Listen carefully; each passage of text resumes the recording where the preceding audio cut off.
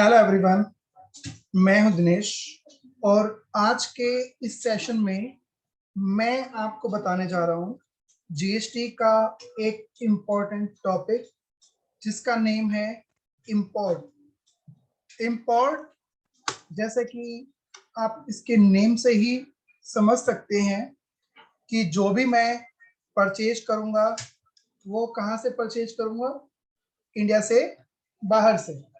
ठीक है, तो इसमें जो भी मैं परचेज कर रहा हूँ, ठीक है, उस पे अपना जो टैक्स है मैं अपने सप्लायर को पे नहीं करूंगा।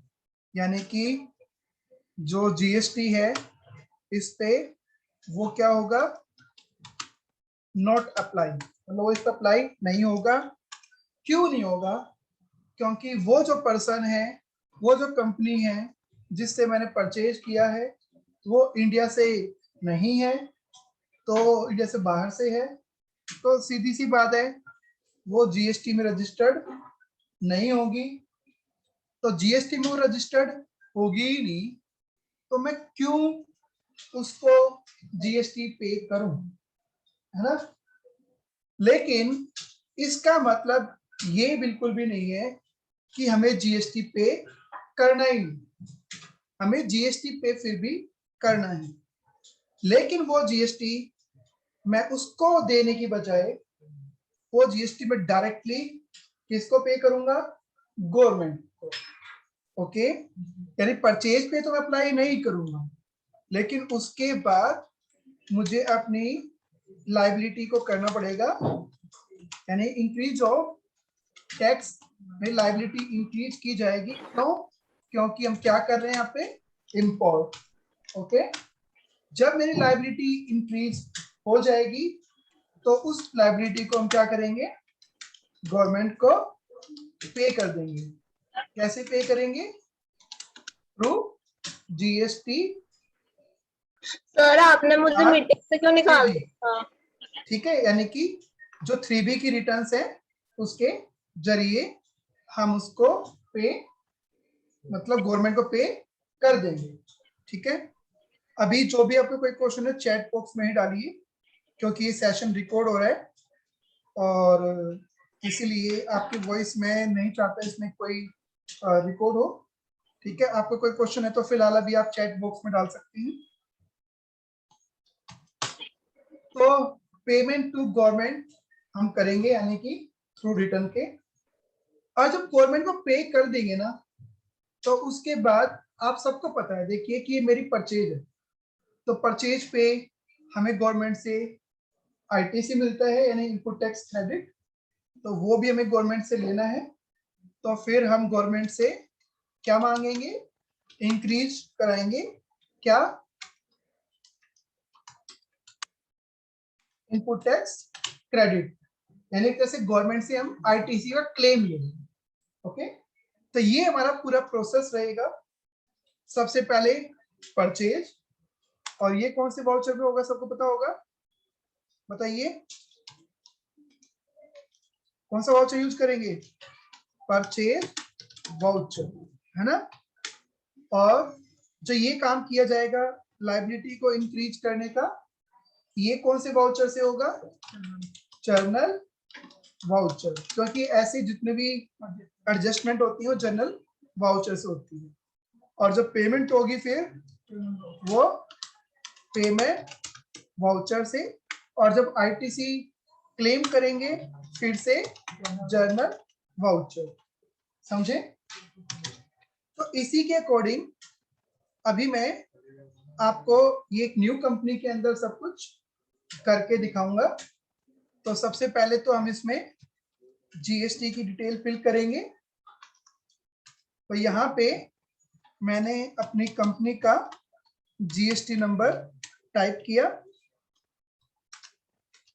और इसको सेव कर दिया। ठीक है, तो हमें सबसे पहले क्या करना था, परचेज। तो परचेज करने के लिए हम जाएंगे F9। आप सर्विस या गुड्स किसी पे भी कर सकते हैं, लेकिन जो मैं अभी बताऊंगा वो किस पे बताऊंगा, गुड्स पे, ठीक है, या सर्विस पे। ज्यादा अच्छा क्या रहेगा? तो ज्यादा अच्छा रहेगा सर्विस। तो सर्विस के लिए चेंज मोड में हमें क्या लेना होता है? Accounting invoice. सबसे पहले इनवॉइस नंबर आ जाएगा, इसके बाद पार्टी का नेम। तो पार्टी का नेम है मिस्टर एक्स, ये एक क्रेडिटर है और इसकी कंट्री है यूएसए, स्टेट है न्यूयॉर्क। जीएसटी रजिस्टर्ड तो ये होगी नहीं, तो सीधा सीधा बाहर आ गए। अब कौन सी सर्विस मैंने इससे ली? तो एक सर्विस मैं यहाँ पे क्रिएट कर लेता हूं। क्लाउड सर्विस होती है आज के टाइम पे, वो सर्विस मैं इससे ले रहा हूं। इंटरनेट होता है ना, वैसे ही इससे क्लाउड सर्विस होती है। ये मेरा एक्सपेंस होगा, तो ये मैं कौन से वाउचर में लूंगा? इसको वाउचर नहीं, कौन से हेड में लूंगा? Indirect expense. ठीक है, मैं इसको अपना एक तरह से एक्सपेंस दिखा रहा हूं, तो एज एक्सपेंस मैंने इसको लिया है। ओके, और यहाँ पे जीएसटी एप्लीकेबल करने के बाद क्लाउड सर्विस वाले लेजर में आपको सब कुछ करना है। क्यों? जरूरी नहीं होती क्लाउड सर्विस हमेशा मैं इंपोर्ट ही करूं, तो इसमें तो आपको इसकी पूरी डिटेल डालनी ही है। इसका सेट कोड भी डालना है। नेचर ऑफ ट्रांजैक्शन लेने की जरूरत नहीं है। टैक्सेबल और कितना परसेंट टैक्स? 18। सर्विस है, ठीक है। कितने की सर्विस ली मैंने? 10,000। अब इस पे टैक्स तो मैंने बताया लगेगा ही नहीं। आप चेक भी करना चाहें तो रिलेटेड रिपोर्ट्स में यहाँ चेक कर सकते हैं, क्या लिखा रहा है? इंपोर्ट। और नीचे लिखा रहा है, देखो टैक्स दिखा रहा है, लेकिन नीचे क्या लिखा रहा है? Amount of tax subject to reverse charge. ये रिवर्स चार्ज क्या होता है? कि मैंने उसको नहीं दिया सप्लायर को, ये मुझे खुद पे करना पड़ रहा है, तो इस चीज को रिवर्स चार्ज बोलते हैं। मतलब मैं अपना टैक्स सप्लायर को देने के बजाय खुद गवर्नमेंट को दे रहा हूँ, तो इसको रिवर्स चार्ज बोला जाता है। ठीक है, तो ये मैंने सेव कर दिया। तो परचेज पे टैक्स तो लगा नहीं, तो बैलेंस शीट में कहां से आ जाएगा? कहीं कुछ टैक्स लगाएंगे तभी तो बैलेंस शीट में आएगा ना। तो बैलेंस शीट में तो अभी कुछ है ही नहीं ड्यूटी टैक्स है कहीं पे भी, तो लायबिलिटी हमें क्रिएट करनी पड़ेगी। और ये लायबिलिटी क्रिएट करने के लिए पहले तो आप अपनी एक रिपोर्ट चेक करिए GSTR-2, क्योंकि परचेज है ना। इसमें आप नीचे देखेंगे तो यहाँ पे आपको दिखा रहा है इंपोर्ट ऑफ सर्विस। ठीक है, इसमें देखिए क्या दिखा रहा है? 10,000 अमाउंट के ऊपर 1,800 रुपए की लाइबिलिटी है, जो भी बैलेंस है बुक नहीं हुई है। ओके, आपको क्या करना पड़ेगा? पहले यहाँ पे एक शॉर्टकट दे रखी है, इसका नाम है Alt-J, स्टैचुरी एडजस्टमेंट। जब भी टैक्स की एडजस्टमेंट होती है इसी से होती है। यहाँ पे क्या लिखा रहा है? इंपोर्ट कर रहे हैं, इंक्रीज क्या कर रहे हैं हम? Increase of tax liability. और इंपोर्ट ऑफ सर्विस ये अपने आप ही आ जाए। ठीक है, डेबिट किसको करेंगे? तो डेबिट करेंगे, एक लेजर बनेगा टैक्स ऑन इंपोर्ट अंडर में करंट एसेट के, जब तक ये हमारा आईटीसी क्लेम नहीं कर लेंगे तब तक ये अमाउंट हमारा इसमें रहेगा। कितना अमाउंट था? 10,000 रुपए के ऊपर 1,800। और यहाँ पे क्या लेंगे? IGST, क्योंकि हमारी जो लाइबिलिटी इसमें इंक्रीज होगी वो IGST के रूप में होगी, क्योंकि इंडिया से बाहर है। ठीक है, मतलब अपनी स्टेट से तो बाहर ही है। 18% ऑफ 10,000, 10,000 ही है ना टैक्सेबल वैल्यू। एक बार चेक कर लेना, चेक करना है तो यहाँ से GSTR-2 में जाके नीचे आप चेक कर सकते हैं 10,000 है। ठीक है, कोई प्रॉब्लम नहीं है। 1,800 आ गया और सेव कर लिया। तो आप देख सकते हैं कि बैलेंस लायबिलिटी 0 हो गई है, यानी बिल्कुल सही चल रहे हैं हम अभी तक। और बैलेंस शीट में आपको आपकी लायबिलिटी शो भी कर रहा है। ठीक है, अच्छा अब ये बताइए, ये टैक्स जो लायबिलिटी इंक्रीज की है कौन से मंथ में की है? अप्रैल में। पे कब होगी? मई में, जब अप्रैल की रिटर्न भरी जाएगी। अब इसमें दो ऑप्शन होते हैं, आपको आईटीसी कब लेना है। अगर आप चाहते हैं कि आईटीसी आपको अप्रैल मंथ की रिटर्न में ही मिल जाए, तो आपको गवर्नमेंट को ये पेमेंट करने की भी कोई जरूरत नहीं। मतलब जो लायबिलिटी इंक्रीज हुई है, इंक्रीज तो मैंने कर ली, कोई बात नहीं। अगर आपको चाहिए कि आईटीसी का बेनिफिट भी आपको अप्रैल की ही रिटर्न में चाहिए, तो आपको अभी पेमेंट फिलहाल नहीं करनी, ठीक है। लेकिन अगर आप चाहते हो नहीं कि मैं आईटीसी पेमेंट करने के बाद जैसे अप्रैल की रिटर्न चली जाएगी, उसके बाद मैं क्लेम करूंगा, यानी क्लेम आप कौन से मंथ में करोगे फिर, मई में। उसका बेनिफिट कब मिलेगा, जून में जाके। तो फिर आप नेक्स्ट मंथ इसको पहले पेमेंट कर दो, कोई प्रॉब्लम नहीं। दो ऑप्शन है कि आईटीसी सेम मंथ में चाहिए, नेक्स्ट मंथ में चाहिए। ओके, तो इन दोनों से में से मैं आपको जो करा रहा हूं वो करा रहा हूं नेक्स्ट मंथ का, यानी अप्रैल में बस मैंने लायबिलिटी बुक की है। अब इस टैक्स को हम पे करेंगे। पे कब करेंगे, जब हमारी जीएसटीआर 3B जाती है। अप्रैल की 3B जाएगी नेक्स्ट मंथ 20 तारीख से पहले पहले। तो मैं पेमेंट वाउचर ओपन करता हूं, और कौन सी डेट ले रहा हूं अभी मैं, 15 मई। टैक्स की जब भी पेमेंट होती है ना, तो ये बटन आपको जरूर यूज करना है, ऑटो फिल, ठीक है। क्योंकि कुछ डिटेल्स होती है जो हमें चाहिए होती है, तो इसलिए ऑटो फिल हम लेंगे। फिर ये पूछेगा कौन से टैक्स की पेमेंट है। मैंने जीएसटी ऑन किया हुआ तो जीएसटी दिखाई दे रहा है, अगर आपने टीडीएस भी ऑन किया होता है टीडीएस भी दिखाई देता है, बट हमें किसकी करनी है, जीएसटी। अब देखो दो तीन तरह का टैक्स होता है। एक तो मैंने सेल करने के बाद कस्टमर से लिया, वो टैक्स जमा करा रहा हूं तो रेगुलर लूंगा। लेकिन ये वो टैक्स नहीं है, ये वो टैक्स है जो एक तरह से रिवर्स चार्ज वाला। तो इसको हम बोलते हैं रिसिपेंट लायबिलिटी। हम रिसिपेंट है तो तुमने सर्विस ली और ये लायबिलिटी हमारी है, तो इसे इसको बोलते हैं रिसिपेंट लायबिलिटी, ठीक है। तो ये लेंगे, और अप्रैल की रिटर्न है तो अप्रैल का मंथ यहां सेलेक्ट करेंगे, आईजीएसटी 1800, और बैंक से जिससे भी आप पे कर रहे हैं वो आप ले लें। बैंक से लेंगे वैसे आप, मैं भी फिलहाल कैश ले रहा हूं, बाकी आपको बैंक से ही लेना चाहिए। देखो कैश में भी बैलेंस नहीं है, थोड़ा बैलेंस में डाल देता हूं, बस ये सिखाने के लिए है। ओके, तो इसके बाद नीचे डिटेल्स भी आएगी, आप यहाँ पे बताएंगे आपने पेमेंट कैसे करी, ठीक है। अगर बैंक से की है तो ये सब डिटेल आपको डालनी है, क्योंकि बैंक से करेंगे तो सब ये डिटेल हमारे पास होगी। पेमेंट कर दी तो यानी कि बैलेंस शीट में लायबिलिटी दिखाएगा क्या, लायबिलिटी तो मैंने अपनी पे कर दी, ठीक है। लेकिन क्या मैंने अभी तक आईटीसी क्लेम किया, नहीं किया ना। तो देखो करंट एसेट में भी दिखा रहा है आपको 1800 लेने हैं आपको गवर्नमेंट से भी। तो वो कैसे मिलेंगे, अब मई के मंथ में आपको जैसे पहले लायबिलिटी इंक्रीज करने के लिए एंट्री की थी, इस बार इनपुट टैक्स क्रेडिट को इंक्रीज करने के लिए एंट्री करेंगे, ठीक है। इस बार आईजीएसटी क्रेडिट ना होके इस पर वो क्या होगा, डेबिट। तो वो कहां से करेंगे, फिर से आप किस में जाएंगे, जीएसटीआर 2, लेकिन अप्रैल का मंथ नहीं लेना।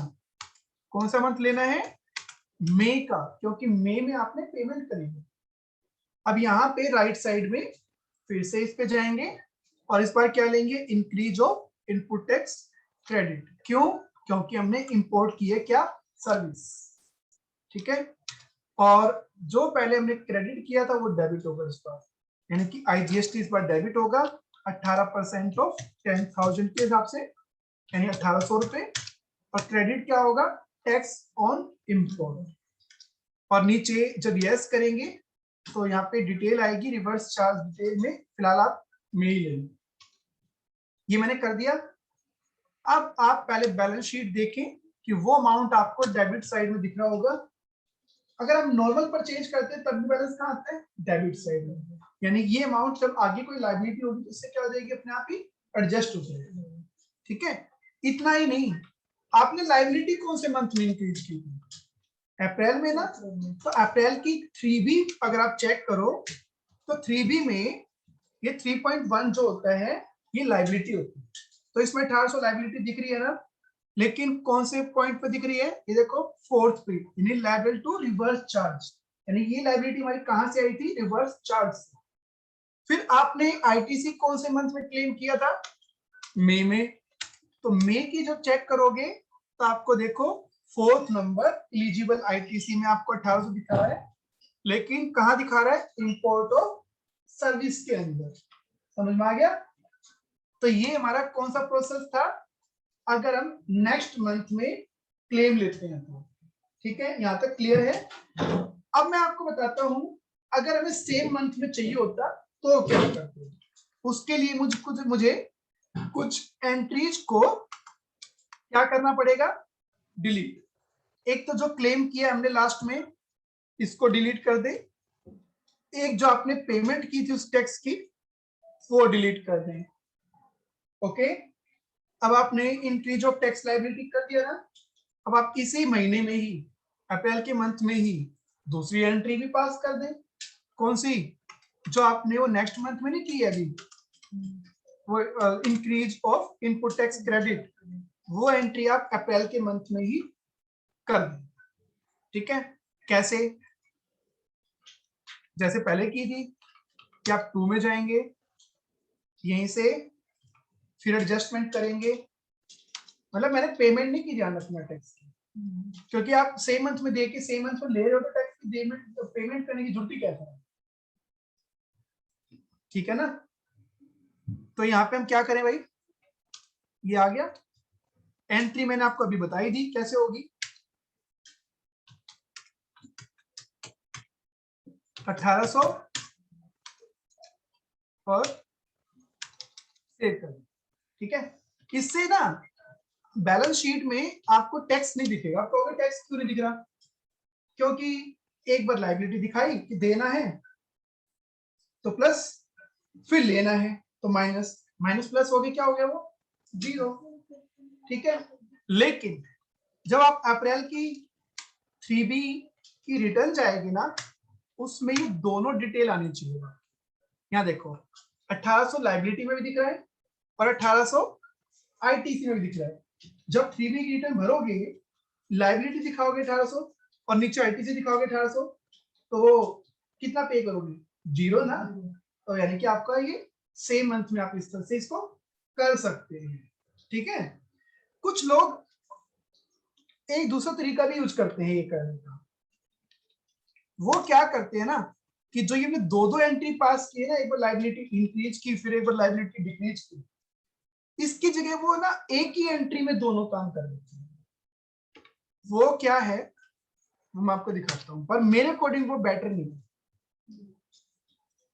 मैं बताऊंगा उसका क्यों।